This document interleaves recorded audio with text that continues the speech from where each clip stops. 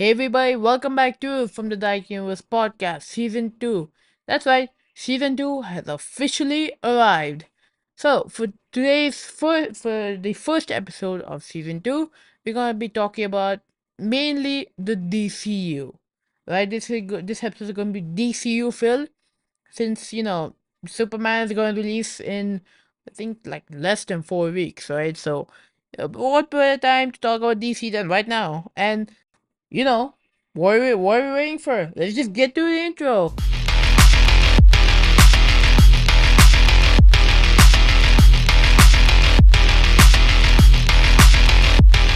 So let's start off with our first topic, Green Lanterns. You might be wondering, okay, how are the Green Lanterns a topic? Well, today I'm going to be talking about how to do them justice. Like, cause I'm pretty sure all DC fans and even MCU fans, all fans, know how Green Lantern has been treated, right? Cause ever since 2011 Green Lantern movie, he's been dumped on, trashed around, pushed around, in any kind of media possible, right? Like he's not even like that much of a cool character anymore, like, and that honestly, it kind of like it's kind of annoying because look, I'm going to admit I did not watch anything Green Lantern and I did not read anything Green Lanternish when I grew up. I'll admit that. But I have started getting into Green Lantern with like the anime series, right? So I don't know much of it, but I do know that his power set is so unique, right? It's been untapped. Not in comics, but like in media, like live action movies, animation. It's been untapped, right? It has so many possibilities on what to do with the power, right? Like it's it's huge the amount of possibilities you can do. And honestly, I love that James Gunn is making a Green Lantern project in the first chapter of DCU because I feel like it is the right move because Green Lantern needs to be an established character. And it's really good that we have two Green Lanterns in the same movie, right? Like we have Hal Jordan and John Stewart, right? And the Lanterns is basically like, not grounded, but like a buddy cop kind of dramatic thriller show, right? So yeah. But other than that, how to do Green Lanterns right? Like not just from the lanterns, but how to make all of them cool again, right? Because I mean, like let's just start off with the first one.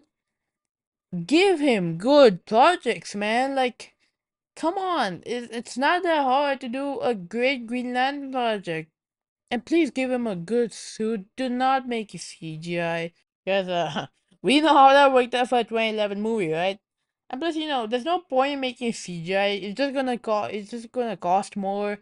It's gonna take more time. Right? Practical is always the way to go. Right? It's much easier. It benefits basically everyone. And come on, James Gunn, I have full faith in you, right? Since you're only choosing projects with good scripts, right? Not just choosing them or just to introduce, just to flesh out the universe. No, I'm happy doing that.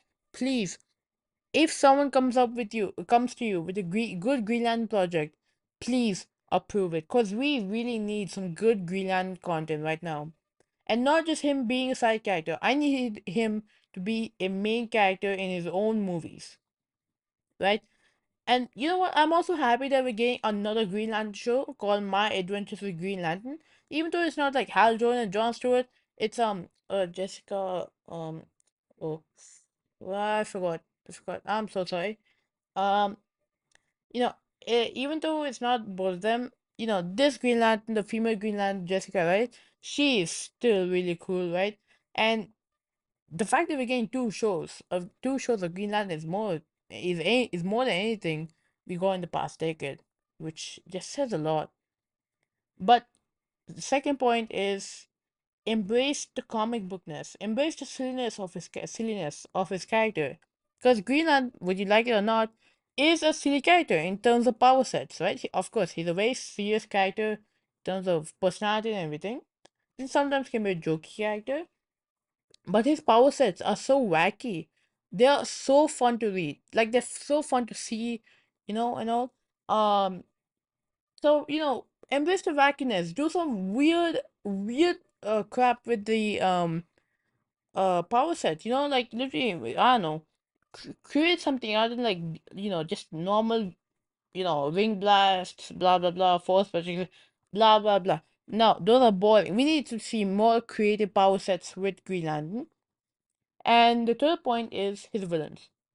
His villains haven't been that good in the movies. Well, only 2011 movies. That's going to be 2011 movies going to be an example on what not to do. So James Gunn, if you're watching this, yeah, just don't make the same mistakes again. So, Green Lantern has like a wide range of villains. He has a huge role to carry, right? And you might be thinking, oh, it's just Sinestro and a bunch of lanterns. No, he has the yellow lanterns, I think, other than Sinestro, and red lanterns. Do you know how huge these lanterns are? It's like an army of them. Just look at how many Green Lanterns there are. Take that and apply those to the villain ones. It's gonna be insane, right? Like, imagine one day we just see like all our Green Lantern war, right? Like every Green Lantern Corps just fighting, right? Like Green Lanterns versus Red Lanterns, not just one Green Lantern versus one Red Lantern. No, the entire Green Lantern. That would be sick. But hey, I'm not pitching it. I'm not like pitching any movies, but still, right? Red Lanterns are so unique, right? They have like, of course, they might come off as a broody kind of villains, but no, they have rage with them, right? So with that rage, they can again create anything, but it's more violent and menacing compared to Green Lanterns. So embrace that, and also the fact that Sinestro is going to be in Lanterns.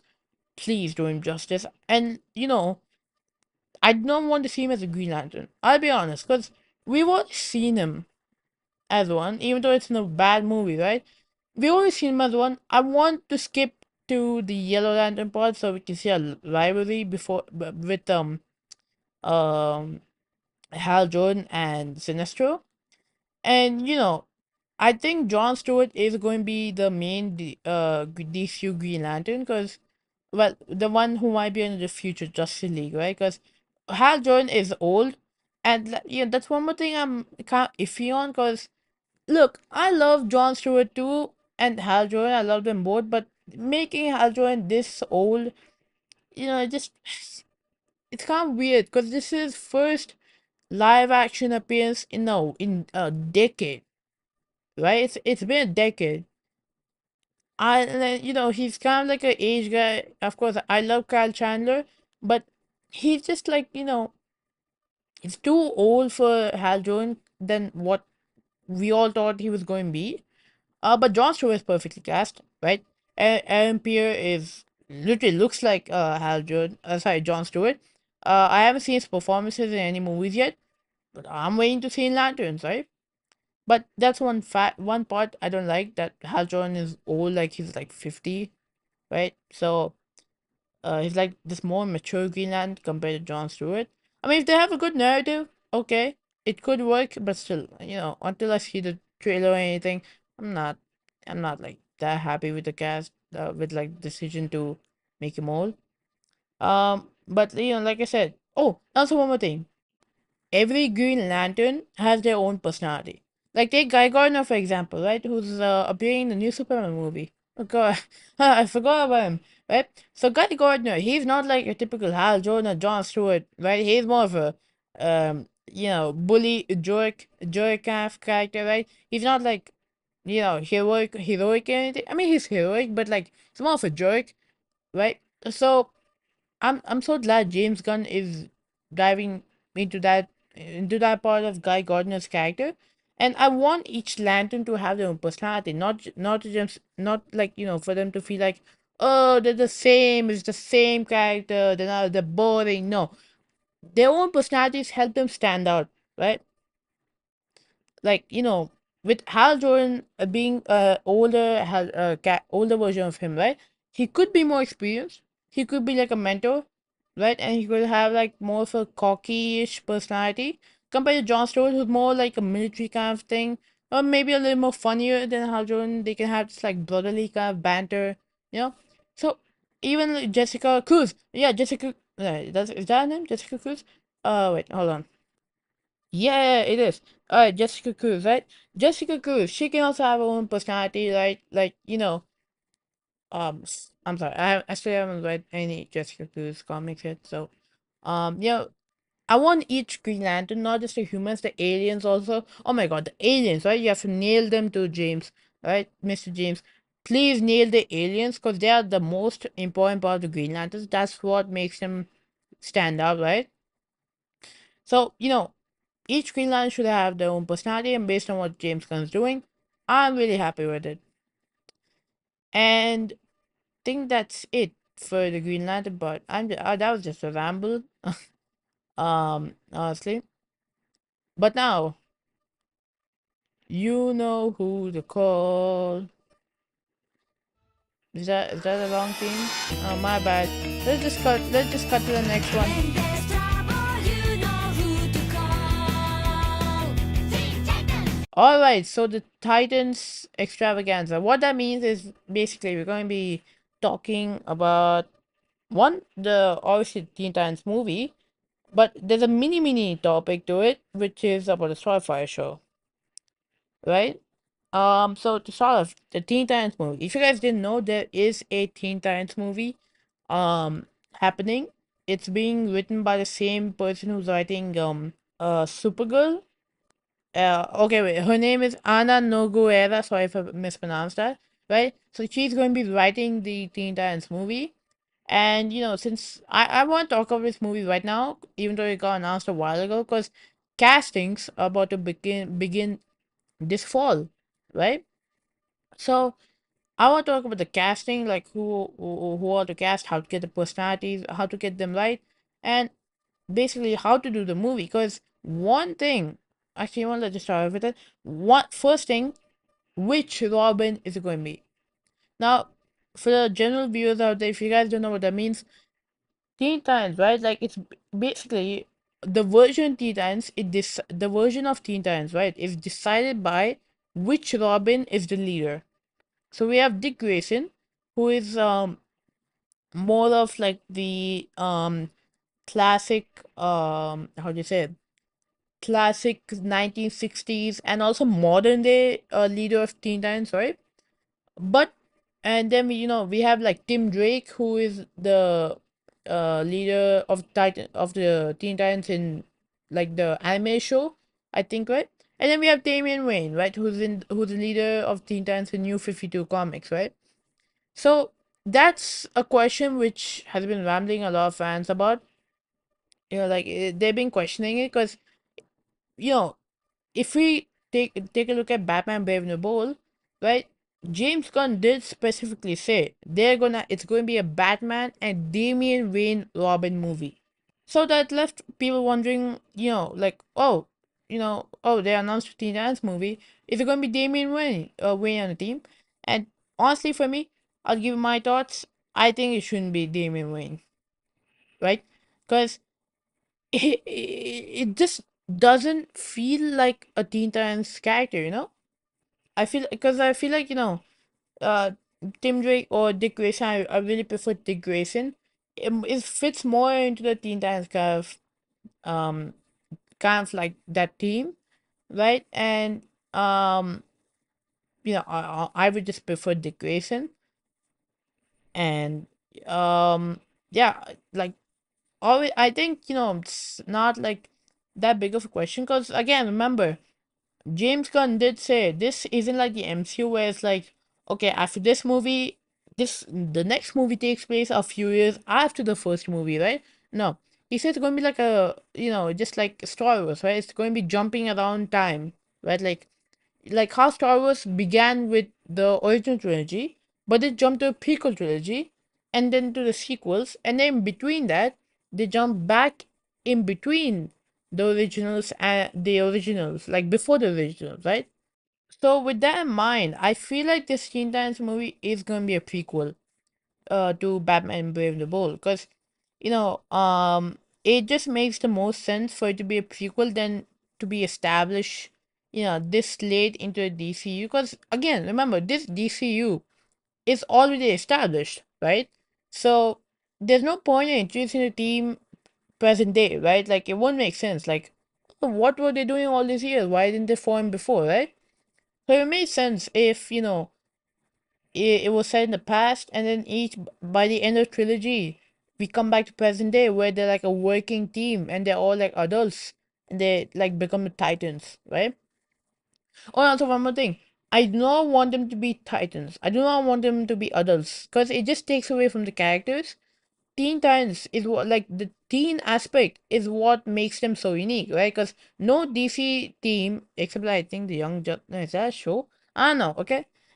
No DC team is like a Teen Titans because they're not teenagers, right? They're adults, they're more mature. This team of teenagers is chaotic. They're like, they don't listen to each other, they're not that mature, right? That's the kind of dynamic I want from team, which separates them from the rest of the teams established in the DCU. Now, second part is the roster. And the roster is basically what kind of defines the team. Not defines it too much, but like it makes up the core team. It gives them proper dynamics, right? So people are saying, okay, is it going to be the 1960s version with like the children of the actual Justice League, right? Like we have Robin for Batman, we have Superboy for Superman, we have Wonder Girl for Wonder Woman, we have Green Arrow's son for Green Arrow, right? So like, or is it going to be like the animated version where it's like Robin, Cyborg, Beast Boy, um, Starfire, and Raven, right? Honestly, for me, the animated roster, it should be that because it's just perfect. And plus, it would if they did go with the 1960s version, it would just take way too long to establish them, introduce them, right? Because we're probably not going to see the kid version of them, right? In one move before the Teen Titans, right? So it's going to take a long time to introduce. It's going to be a slow paced movie. It's going to get boring, So it's best to do Teen Titans anime show roster because you can build the dynamics, introduce the characters along with moving the plot. Because like Cyborg, Beast Boy, Raven, Starfire, they're not connected to any Justice League members, right? So you don't have to say, "Oh, my dad is a Justice League member, my mom is a Justice League member." No, you can just tell tell like their backstories while the movie's going on, and also establish the dynamic during the movie, which sounds a lot, but it's not. But it's not a lot when you think about it properly, right? So basically, I want this movie to be perfect because I'm really excited. Not perfect, but like at least a good movie, a great movie, right? Because Teen Titans, I'd say, is a property which needs a good live action debut. Like Titans, it was like adult Titans, but like I don't feel like it did that much of a good adaptation. I haven't watched it, but from what I've seen so far, it didn't do that much of a good adaptation. So, I want this movie to be a good live action first movie because I want like because audiences are obviously gonna you see this first movie and get used to these characters and like they're gonna think of these characters how they were portrayed in this movie for the rest of DCU, right? So this movie is really important to build and establish these characters, especially characters like Raven, because her dad is Trigon and he's like a demon and he's like a demon god. So he might play into the gods and monsters team. So you never know, right? And speaking of villains, right? Who is going to be the villain of the first Teen Titans movie? Now you might say Trigon, because Raven's dad. This makes sense. No, Trigon is like he's more of like a build up kind of like he's like a Thanos character for Teen Titans. Like right, like he has to get he has to get built up, and then he has to fight. Like so. I feel like Deathstroke is the best villain, like to start off, right? Because obviously we're getting the Deathstroke and Bane team up movie. So if that movie does come before Teen Titans, we all get introduced to Deathstroke. But if it does come after Teen Titans releases, then like we can see how he evolved from how he was in Teen Titans movie to the Deathstroke and Bane team up movie, which I gotta say is like it's a weird team up movie, which I never thought would work, but like now that I think about it, it actually might be pretty cool, right? Like, cause one guy is just like abnormal idiot, right? Like Bane is like smart, but like he's more of like a blue kind of guy, right? Deathstroke is like a more of a coordinated guy, his plans, he's planned everything, his skill, his skill in everything. So yeah, uh, Deathstroke perfectly works, and plus, since Robin, Batman connection and everything, right? Like, it would make sense, and it would like, of course, we're probably not gonna see Deathstroke in a Batman movie in the first Batman movie because Brave and the Bold is probably going to use maybe the Coat of Owls. Um, but Deathstroke would be a perfect. It would be perfect to introduce him in Teen Titans movie. Now with the Teen Titans part is over, the main topic is the Starfire show. Now, if you guys didn't know, there is an anime Starfire show, right? Which is set in the DCU. So I'm not sure if we got like an idea of what it could be, right? Um, like what the plot could be. Because like I don't think they revealed anything on the show other than it is happening. So I think like I'm gonna talk about the best ways to like what to do with the show, what to do with the Starfire character and everything. So first topic is the plot. What is it going to be? Is it going to be of Starfire on Earth? Or is it going to be about her origin back home on her home planet, right? So I think best choice is to be an origin on her home planet, right? Because, we can get her origin story, we can tell her story properly. And then when it comes to the Teen Titans movie, we can see her maybe, with coming to Earth for the first time, right? And, we can see her struggles instead of making it into a show. Because I'm sure, like, there will be some viewers who watch it, but, like, the general audience, they're not going to watch many of the shows, right? They're gonna want to watch the movies, right? So showing her struggle on Earth, in the Teen Titans movie will be a good idea, cause that just makes sense and it can help with the dynamic of the team. How the team like Robin is like the mature one. He's trying to help everyone, cause he's the only one who is human, right? Because Cyborg is like a cyborg. Beast Boy is like is a guy who can turn into animal. Um, and then Raven is like a demon, a demon god's daughter. She has all the struggles of not letting her inner demon out. And Starfire is obviously like an alien from another planet, so she has that struggle. Um, so yeah, like it will help correspond with the team. The dynamic of helping out each other. And they also need to nail the Starfire and Robin relationship, because obviously people need to see on the big screen how both characters love each other so much. Not like Teen Titans Go, where it's just like oh, they're just prolonging the whole damn thing. And Robin, I don't know if he ever does end up with her or not. No, they have to establish that relationship in the first movie, because it's like the origin story, right? This team is going to be together for like more than a decade, right? So they need to have that relationship set.